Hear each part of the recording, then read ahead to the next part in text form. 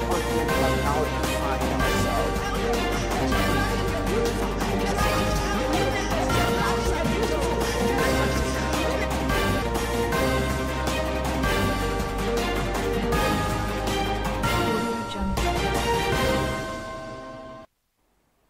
This is TOS National News on TOS TV, your digital first Pan-African news network. I am Adesua Osui. Examinations at the Lagos State University have been put on hold after the non-academic staff union of the university started a warning strike over alleged breaches of agreement reached with the government. Students were locked out of the school premises, preventing them from writing their exams. The chairman, SANU LASU chapter, Zahid Osheni, said that the three unions in the university totally complied with the strike action in line with the directive of their national bodies. They said the university system is challenged by poor governance and administrative lapses, which needs to be addressed holistically. The Dean of Student Affairs, Dr. Tajuddin Olumoko, while addressing students, said that the school authority was already making contact with the state government and the issue would be resolved soon. In politics, the All Progressive Congress APC in Benue has urged security agencies to investigate the alleged killing of Terso Ahu, Boko South Ward chairman, by hoodlums on Sunday in Boko local government area of the state. Mr. James Ongwa, the state APC publicity secretary, told the news agency of Nigeria in Makurdi on Sunday that deceased and other party supporters were attacked while training ahead of the membership registration and revalidation exercise. Onguga said that the party strongly condemned the killing which took place at the APC membership registration and revalidation training center for ward and polling units officers. Supporters of the Rivers State chapter of the All Progressive Congress and their counterparts in the People's Democratic Party are in disagreement over an attack on APC members in Oyigbo local government area of the state.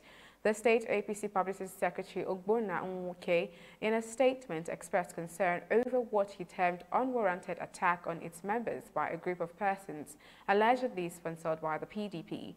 In response, the state PDP Publicity Secretary Sidney Tambari denied the allegation. He said, and I quote, "The PDP in the Igbo local government area has no hand in the internal wrangling of the APC. The fracas that exhumed in an APC event in Ward 3 Oyigbo local government was as a result of disagreement among two rival factions of the APC and has nothing to do with the PDP or with the state chairman of the party. Ambassador Desmond Akawa, who is a seasoned diplomat and has no business in hiring touts." A former governor of Zamfara State, Abdulaziz Yari, and Senator Kabiru Marafa of the All Progressive Congress have resolved to end their political feud, which polarized the state chapter of the party. They both agreed to collapse their party structures into one, with Yari as the state party leader. They also set up a 13-man committee to further cement the reconciliation. An 11-point resolution was made public after the meeting. The resolution was reached during a follow-up reconciliation meeting held in Kaduna on Sunday. The two had met with the governor, May Malabuni-led National Caretaker Committee of the party last week. You are watching your digital first Pan-African news network, TOS TV. Do stay with us for more stories.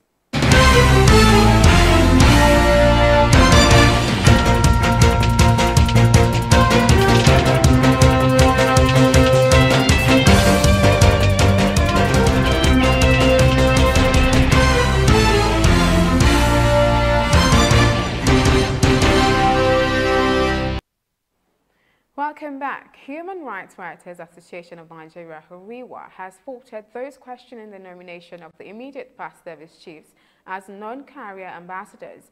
The association said the president has the right under the law to nominate anybody to that position.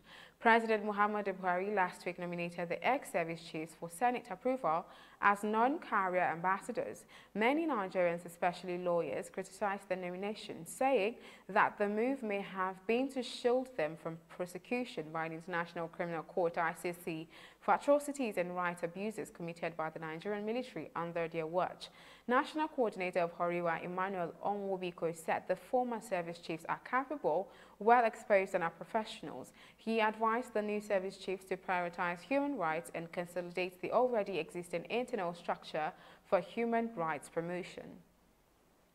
The commandant of the Oyo State Security Network Agency, codenamed Amotekun Corps, retired Colonel Olayinka Olayanju, has declared that Ibarapa land is safe and free of killers and kidnappers. The Oyo State government has deployed 200 operatives of the Amotekun in Ibarapa local government area of the state to checkmate the crisis between Ibarapa indigenes and Fulani herdsmen. Olayanju, who disclosed this in a statement in Ibadan on Monday, said he would personally lead anyone interested in taking a tour of parts of Ibarapa land earlier hit by herders-farmer crisis.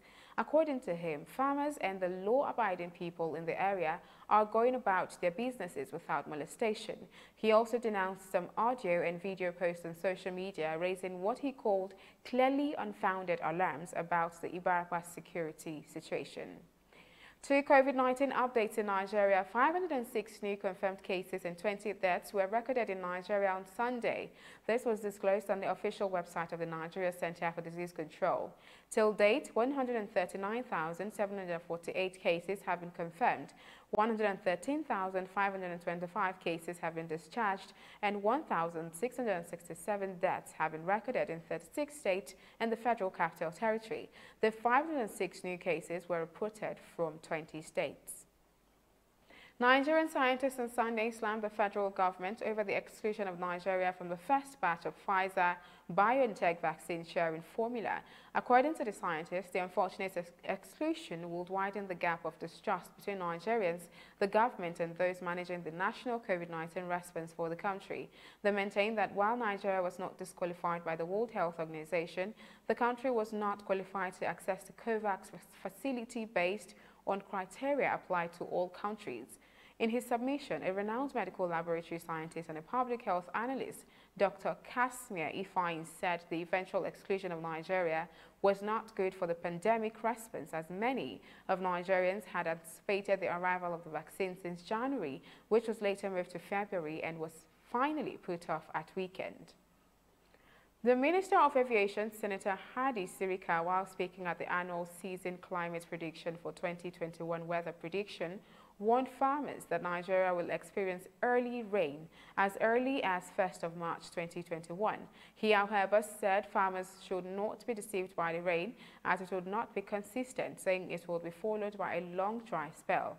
Sirika stated that a normal to above normal annual rainfall amount is expected for most parts of the country. However, below normal rainfall totals are expected over a few places in the northwestern parts of the country, such as Sokoto, Kebbi, Zamfara, and Kano states. He added that pre-onset rainfall falls onset before the full establishment of the onset of the planting season over the various ecological zones.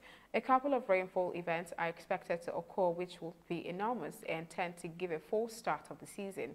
Farmers should therefore avoid early planting during this period to avoid losses, he added. He added the 2021 onset of the growing season is predicted to be normal to earlier than normal in most parts of the country. The earliest onset date is likely to occur on March 1st, 2021 along the coastal line of the country, while the latest date is anticipated to be around 29th June in the northernmost part of the country. You are watching TOS National News on your digital first Pan-African news network, TOS TV. Still ahead, business, entertainment, and sports.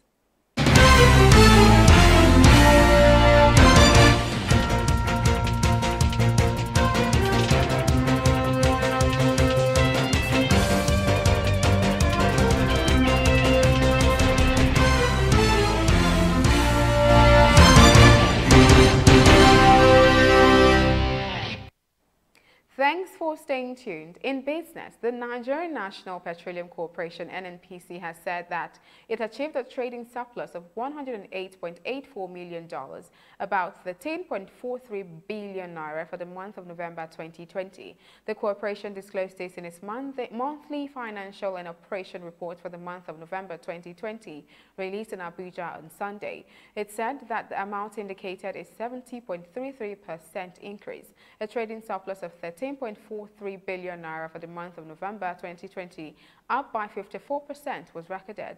It noted that the trading surplus or trading deficit was derived after deduction of the expenditure profile from the revenue in the period under review.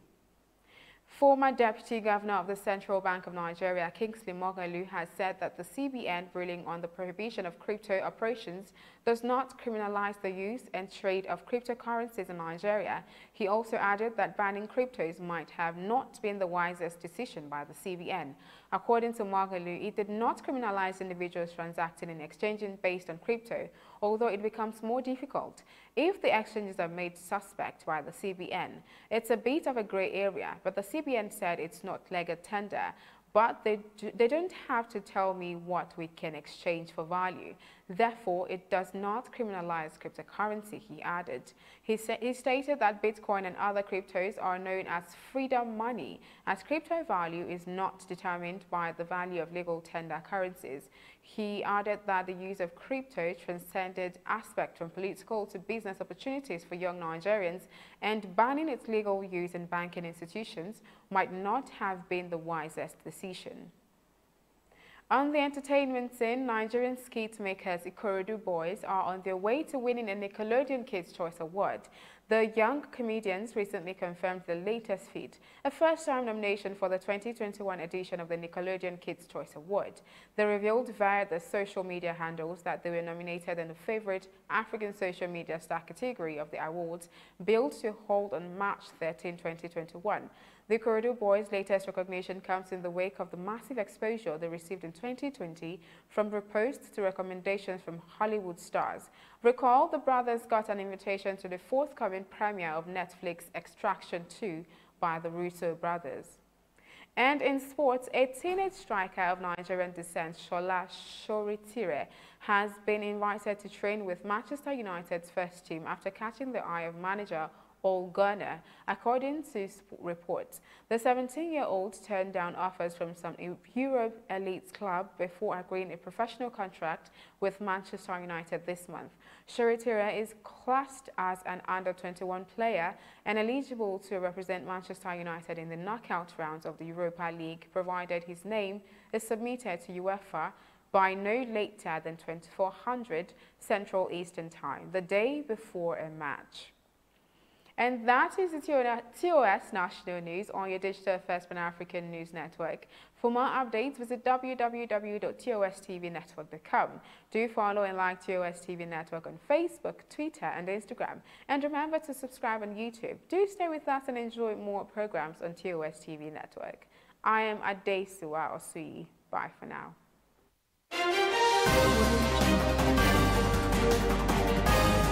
But we as a continent have now defined ourselves